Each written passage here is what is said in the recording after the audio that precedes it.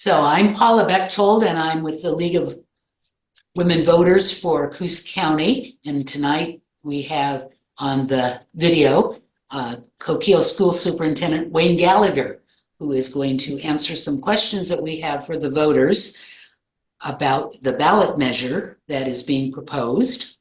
This interview is intended to explain the details of Measure 6214, General Obligation Bonds to construct and improve school facilities. The ballot measure says, shall Coquille School District Number 8 issue $14,555,000 in general obligation bonds for school facility improvements. If the bonds are approved, they will be payable from taxes on property or property ownership that are not subject to the limits of sections 11 and 11B, Article 11 of the Oregon Constitution.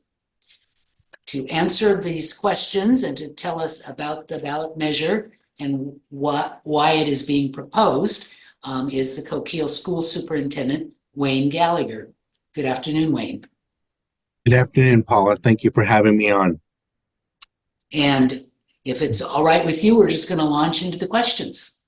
That sounds great. So what is the Coquille School District asking for in this bond, and why do you consider it necessary? The Coquille School District had a needs assessment done in the year 2020.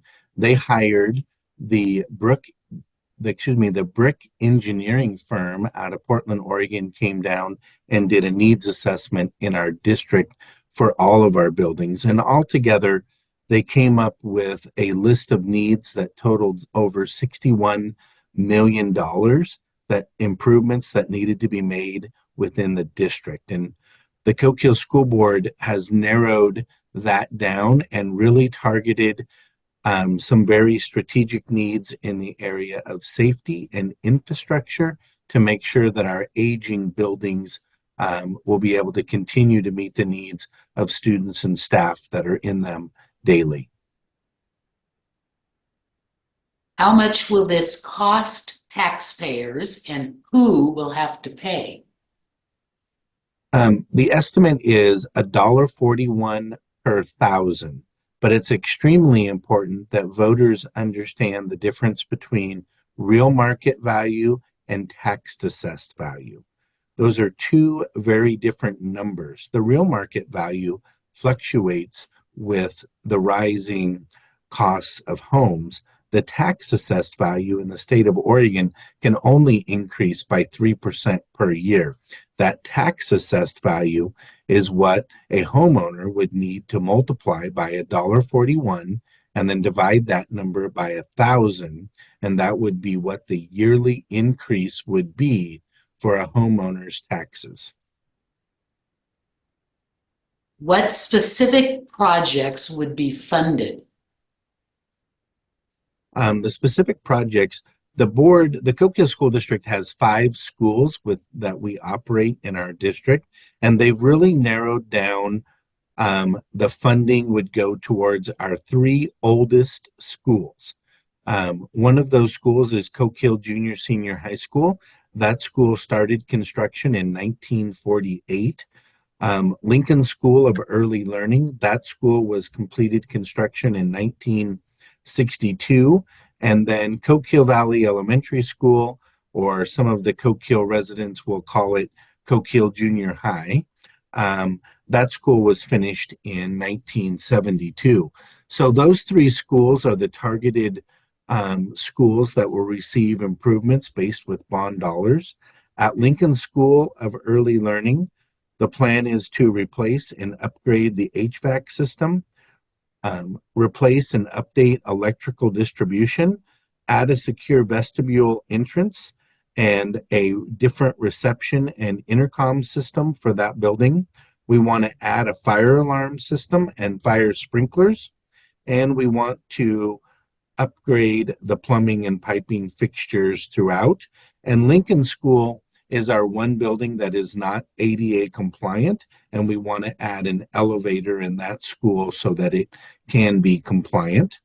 At Coquille Valley Elementary School, our plan is to create a secure vestibule entrance, improve and update our office functionality, replace boilers and heating ductwork, replace and update our electrical distribution, and also do our plumbing and piping and fixtures.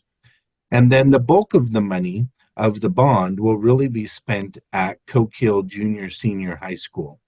We want to do a seismic upgrade to the main gym and our old classroom wing. The major renovation in the classroom wing will include an HVAC system, windows, flooring, electrical, and plumbing. We want to add a secure vestibule office with that office reconfiguration. We want to also reimagine and repurpose the multi-purpose room on the lower level. This was a very functioning multi-purpose room at one time. It is not currently. So we want to add a secure vestibule to the multi-purpose room. We want to remodel by adding new flooring, paint, and windows, and modernize some of our classrooms with paint, flooring, and technology. In order to accomplish all of that, I know you read, Paula, that the bond amount was $14,555,000. The Coquille School District has already secured an Awesome Grant for $6 million. The Awesome Grant stands for the Oregon School Capital Improvement Matching Grant. So if we're able to pass the bond, we have already received notice from the Oregon Department of Education that we would receive an additional $6 million through that matching grant. So the total amount that would be available to the Coquille School District, if the bond passes with this matching fund, is that going to enable you to do even more, or is that simply going to cover the estimated costs of what you've described? That will simply cover the estimated cost of what I described in that lengthy list, yes. What safeguards are built into the proposal to ensure that the taxpayers' money is being spent prudently?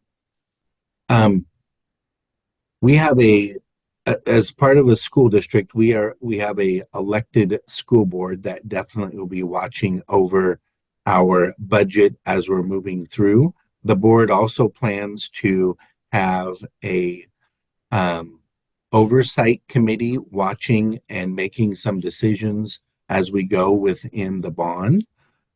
And I really think that based on the scope of the work has been so narrowed down from where we were at with previous bonds, I think that I do think that the school board can reassure our voters that this is in fact what we are going to be spending the bond. There are no new gymnasiums on this bond. There's no turf football field. The things that we're doing is really the infrastructure things that our old schools need in order for them to stay open for the next 50 years. Will there be annual audits of where the money is being used? We do have, as part of a school district, we do have an annual audit that we do have to turn into the state every year. But again, having an oversight committee and our publicly elected school board overseeing this process, we do believe that there will be transparency for our voters to be able to see as we're spending the money of the bond. What happens if the bond doesn't pass? If the bond does not pass in May, the plan is the Awesome Grant is good for 2 election cycles.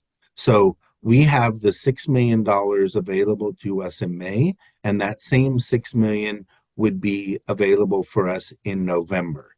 So if the bond fails, then the plan would be that we would go out for a bond in November for a substantially lesser amount and only then narrow our focus to Coquille Junior Senior High School, our oldest school in the district.